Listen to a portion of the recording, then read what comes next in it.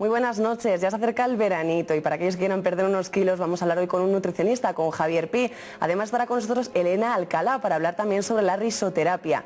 No dejamos de lado los implantes, esta vez sobre los cigomáticos. Hablaremos con Rodrigo Martínez Orcajo. Y por último, como siempre, estará con nosotros Pilar San Martín, no se lo pierdan.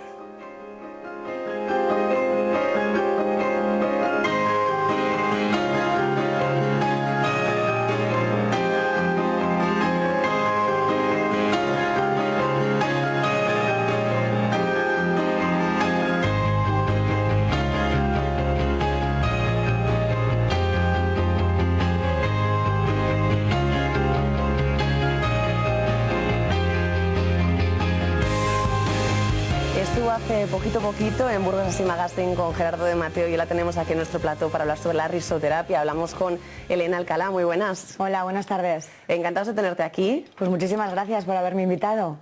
Ya te habían invitado en Burgos Así Magazine, pero queríamos enfocarlo un poquito más al tema de la salud y bueno, un poco las ventajas que tiene la risoterapia de cara a nuestro bienestar. Lo primero me gustaría, Elena, que nos explicases qué se hace en una sesión de risoterapia.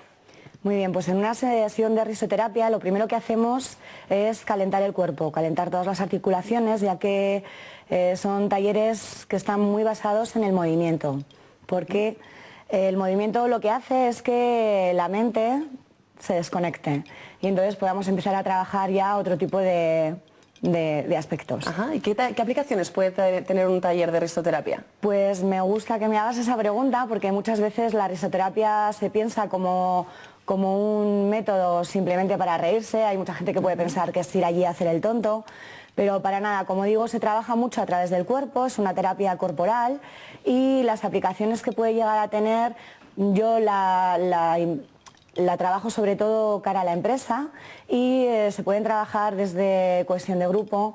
La terapia de la risa es una terapia que une muchísimo a la gente. Dicen que no hay cosa más corta, una distancia más corta que una risa entre dos personas, ¿no? Se pueden trabajar también habilidades sociales, descubrir el potencial de cada uno. Es un poco también una herramienta muy potente para liberación de estrés y para el desarrollo personal también, para conocerte a ti mismo. Elena, ponos un ejemplo de una actividad que podáis hacer en un taller.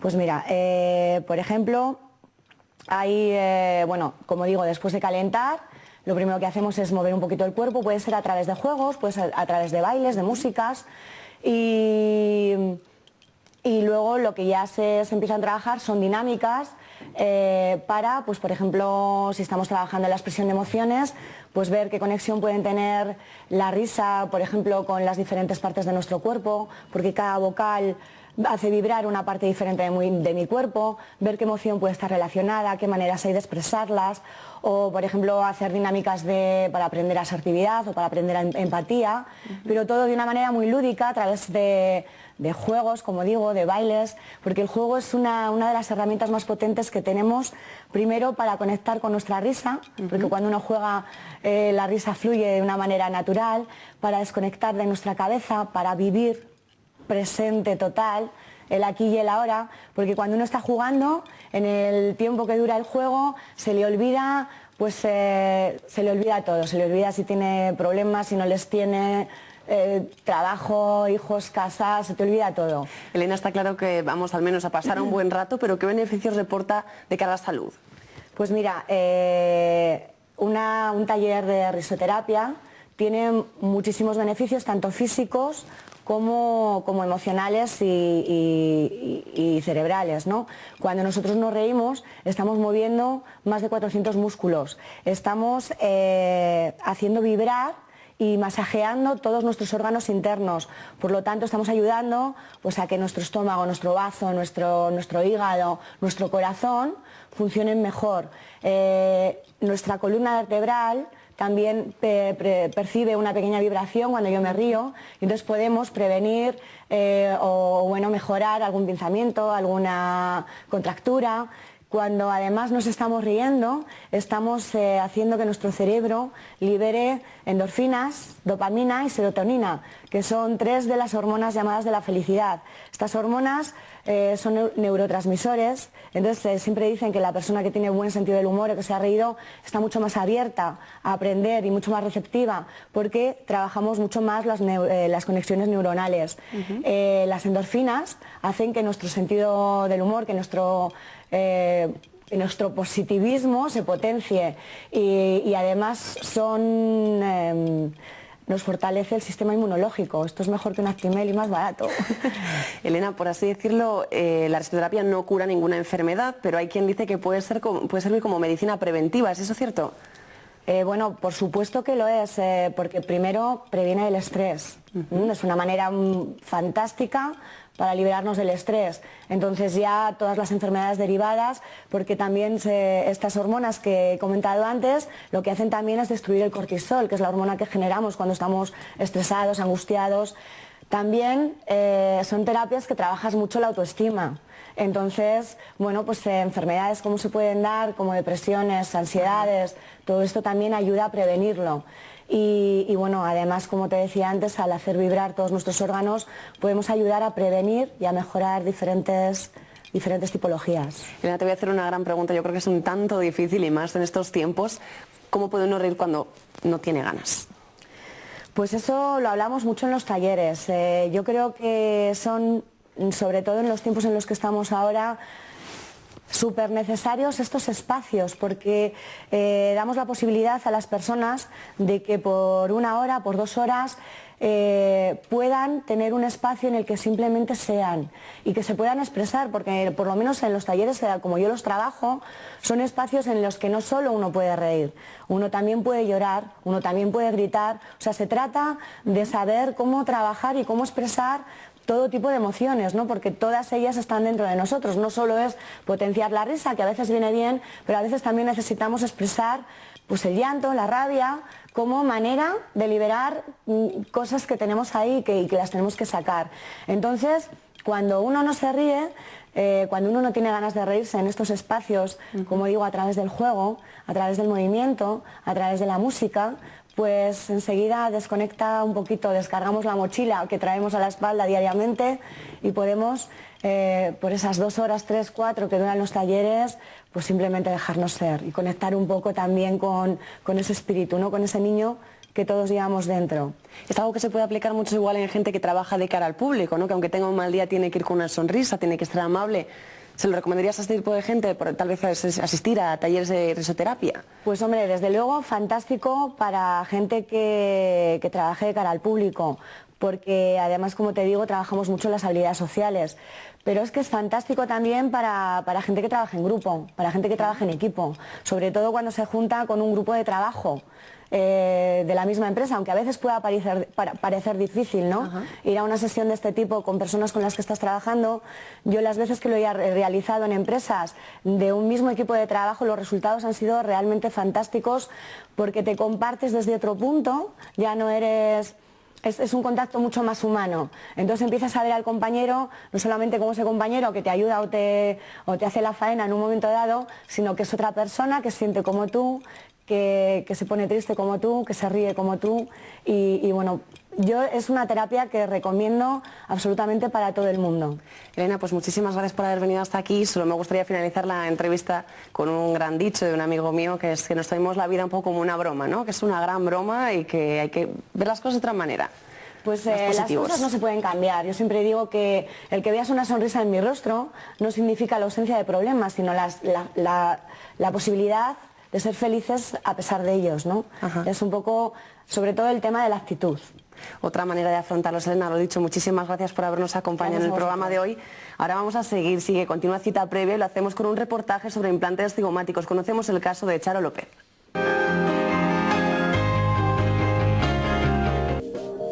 Más del 90% de los pacientes pueden ponerse implantes sin necesidad de hacer injertos, pero existe un 7% cuyo déficit óseo es mayor.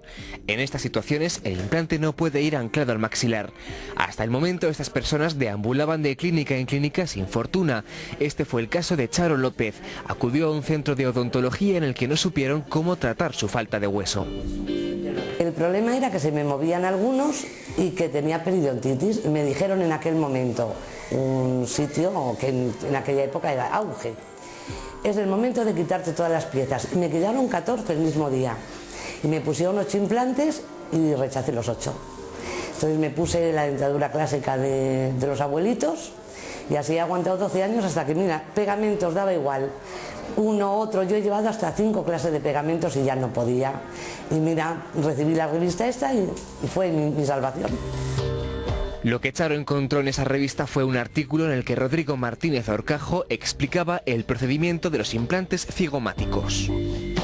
Es una técnica sencilla porque no implica injertos óseos, por lo tanto no vamos a tener el riesgo del 30% de fracaso, y es una técnica en la cual vamos a utilizar el propio hueso del paciente, que es lo que en implante buscamos. Lógicamente, al no tener hueso en el maxilar, lo que tenemos es que buscar un hueso adyacente, y buscamos el hueso del pómulo, que es adyacente al maxilar. Lo encontré en una revista, de casualidad, inmediatamente me metí en el ordenador, vine aquí, hablé con el doctor Rodrigo, y de eso que ves una luz, y es la verdad, una luz le vi en él, y dije, para adelante. Y el día que me pusieron los implantes, lloré a sus hombros, de alegría. Y ahora me emociono. A pesar de la mala experiencia vivida anteriormente en una clínica no especializada en la colocación de implantes, Charo se atrevió a ponerse 4 implantes cigomáticos. El resultado no ha podido ser más satisfactorio. La tasa de éxito de los implantes cigomáticos es la misma que la de los implantes tradicionales, ya que es colocar un implante tradicional, solo que en lugar de dentro del hueso maxilar, dentro del pómulo. Pero sobre todo lo interesante de los implantes cigomáticos y de los implantes en general es el beneficio social que eso permite. Es decir, nosotros somos un centro de servicio social, es decir, que permite a los pacientes reestructurar su vida, y eso es lo importante de la medicina. Cuando tuve el rechazo, hace 12 años, me dijeron que si querían me ponían otra vez hueso, porque al principio me lo hicieron con mi propio hueso solo. Pero ya había pasado tanto que dije, no quiero. Y ahora llegó un momento que después de 12 años me dijo el doctor Rodrigo, es imposible ponerte hueso porque no tienes encía. El problema era que ya no tenía encía. Y entonces me han puesto los implantes cigomáticos, que sabéis cómo es, son increíbles, la gente no lo conoce. Habría que decirlo para mucha gente que estaba como yo. En tan solo unos meses tendrá los implantes definitivos y una solución de por vida a sus problemas bucales. Perdió 8 implantes que lo colocaron en un centro no especializado y 8 implantes de una calidad media o baja. Eso lo que le provocó es una desconfianza en el tratamiento implantológico y lo que le produjo es una pérdida absoluta del hueso. Entonces, bueno, poderles devolver la estética, la función, que te puedan decir voy al restaurante, bueno, es que son pacientes que afortunadamente preservamos de por vida y que hacen que cada vez invirtamos más en modificar, en estudiar la técnica implantológica para generar más calidad de vida a nuestros pacientes. Esto yo ahora mismo tengo los provisionales y no me lo puedo creer, pero es que yo me noto el hablar un poquito raro ahora, pero estoy feliz. Dentro de un mes o 2 ya podré comerme mi bocadillo. Lo importante es acudir a un especialista cuanto antes. Si reponemos pronto la pieza que hemos perdido, evitaremos continuar perdiendo estructura ósea en el maxilar. Cuanto más tengas tu parte de tu encía, tiene también menos problemas luego para el posoperatorio, eso es la verdad, Porque a mí me ha tenido que meter un poquito de propio grasa de mi organismo, fíjate, de la propia grasa. Y sin embargo, si vienes con todo, pues no tienes que hacer nada. A mí me gusta mucho reír, me gusta mucho hablar, así que estoy feliz, de verdad que sí. Os lo recomiendo a todos los que me escuchen y digan, anda, no, hacerlo de verdad, pero venir aquí, El doctor Rodrigo tiene unas manos que no las tiene nadie más que él.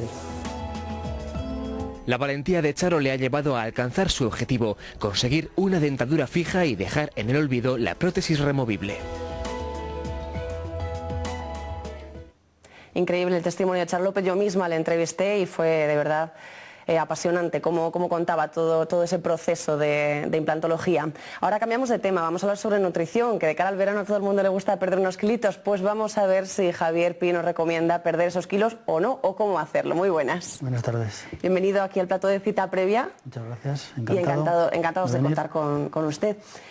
Javier, lo primero que le quería preguntar es cómo podemos saber si realmente nos falta o nos sobra peso, porque creo que es lo más importante, ¿no? Antes de ponernos ante una dieta, saber si realmente tenemos que perder o no peso. Bueno, eso yo creo que lo mejor siempre es preguntarlo al médico, ¿no?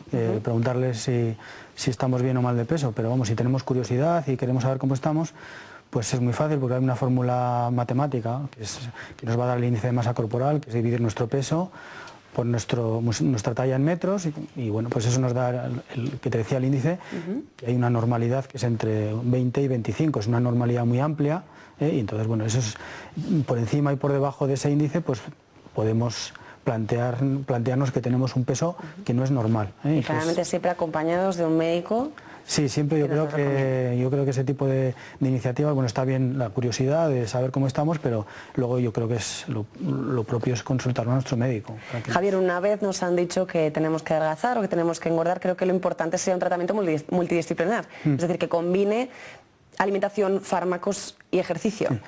Sí, sobre todo la alimentación y el ejercicio. O sea, el hecho de que el ser humano hoy en día en los países civilizados cada vez se vean más casos, cada vez las tasas de obesidad sean mayores, digamos que eso es un asunto evolutivo. O sea, aunque el paciente quiere saber, el ciudadano quiere saber en propia persona porque ha engordado, pero digamos que la respuesta es que cada vez nos movemos menos, comemos peor y ese es el, digamos que corrigiendo eso es como llegaríamos a normalizar lo que hemos hecho mal. Los fármacos tienen un papel bastante secundario hoy en día en este asunto, sí. Y los fármacos siempre sí se tendrían que ser, por así decirlo, vigilados un poco por un especialista. Los fármacos tienen sus indicaciones concretas, su lugar concreto y siempre el especialista es el que tiene que decir cuándo, cómo y si hay indicación para ello. Supongo, Javier, que ahora es importante recomendar a la gente que vaya a farmacias y que no compre medicamentos por internet ni cosas raras que pueden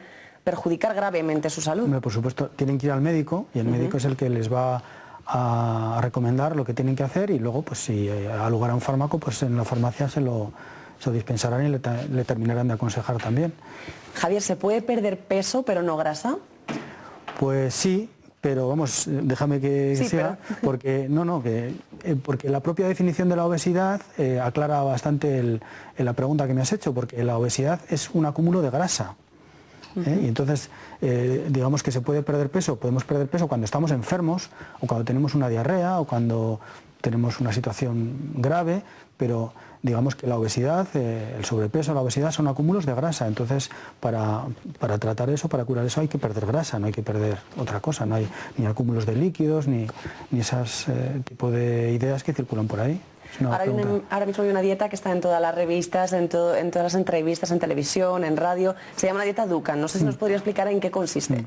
Bueno, en primer lugar también decirte que la dieta Dukan es, desde el punto de vista de la ley, es ilegal y fraudulenta, porque hay una ley del año 96 que regula cómo deben usarse ese tipo de productos, esta serie de publicidades, y entonces diciendo que no se pueden prometer, no se pueden hacer promesas, vender los productos de esta manera, que no se pueden hacer marketing con la salud, que no se pueden, ese tipo. Entonces varias asociaciones francesas, españolas, tanto de ciudadanos como sanitarias, han dicho que este tipo de dieta y muchas otras son ilegales y fraudulentas. Eso en primer lugar. Entonces, en segundo, y tiene sus razones.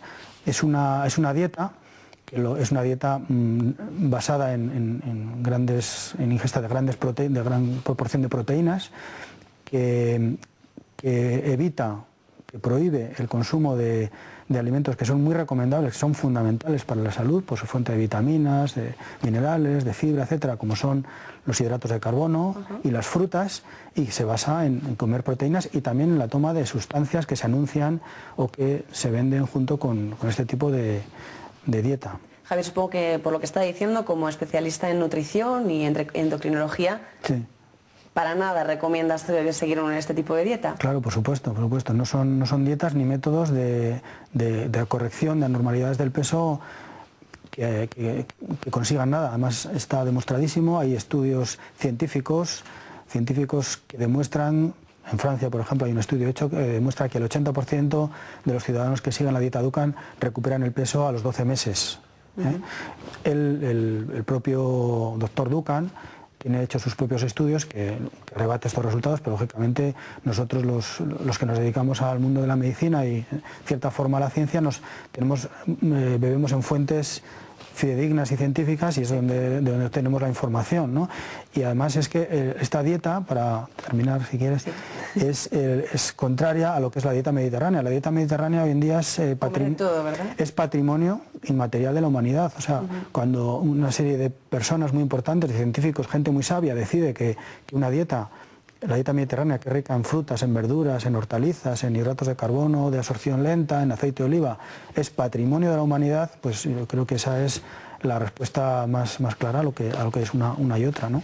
Ha quedado claro, Javier. Por otro lado, me gustaría preguntarte qué hay de cierto en las dietas que se afirma que según a qué hora comamos un alimento engorda más o menos. Bueno, pues es que va todo en la misma línea de lo que es la dieta Dukan, de la dieta Atkins, de todos estos métodos que hay un poco paramédicos. No hay ninguna justificación científica, ninguna demostración científica.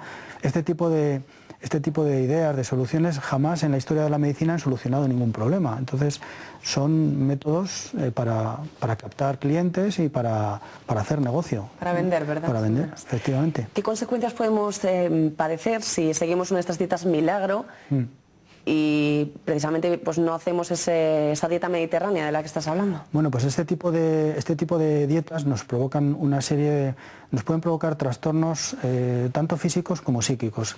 Voy a empezar por los segundos, porque son dietas que no se pueden mantener con el tiempo, porque los ciudadanos, los pacientes que la siguen, acaban literalmente aburridos por la monotonía, y luego además acaban confundidos con el tipo de alimentación que quieren hacer, y luego además se produce con mucha frecuencia el denominado fenómeno yo-yo, que es una respuesta fisiológica natural del organismo ante una agresión de una pérdida grande de peso, y la recuperación hace que se pueden producir fenómenos depresivos y de rechazo a la comida, y de estar en una batalla diaria con la alimentación, con el como esto, ahora he ganado peso, ahora lo pierdo.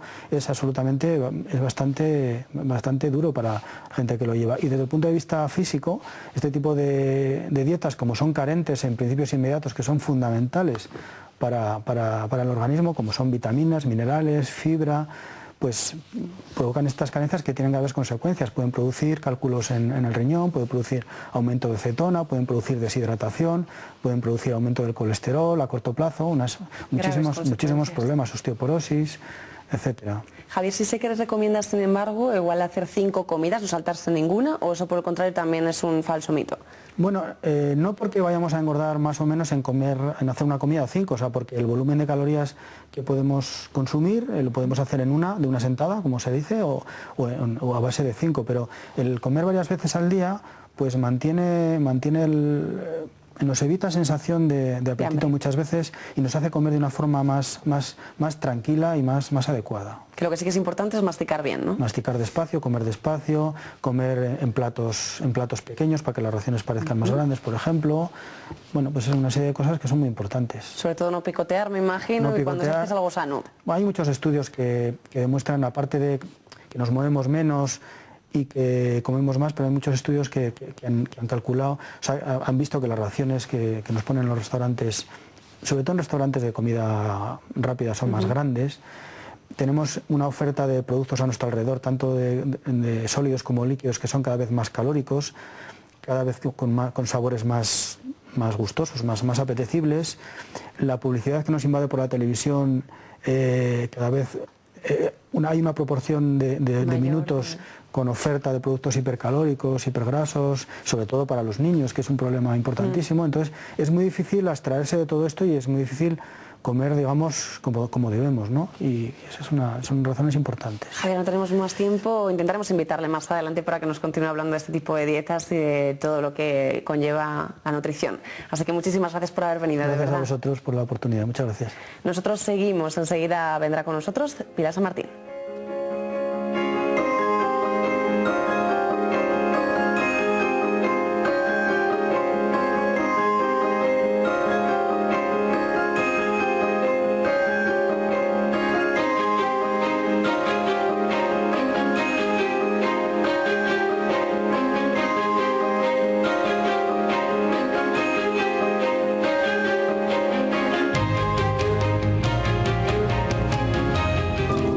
Si para ti calidad de vida es poder comer unas nueces, masticar un chicle, sonreír sin complejos o no acabar el día con tus dientes en un vaso, definitivamente necesitas el mejor especialista en implantes dentales. Implante, el primer instituto dental avanzado de Burgos, en la Plaza Mayor. Implante, definitivamente.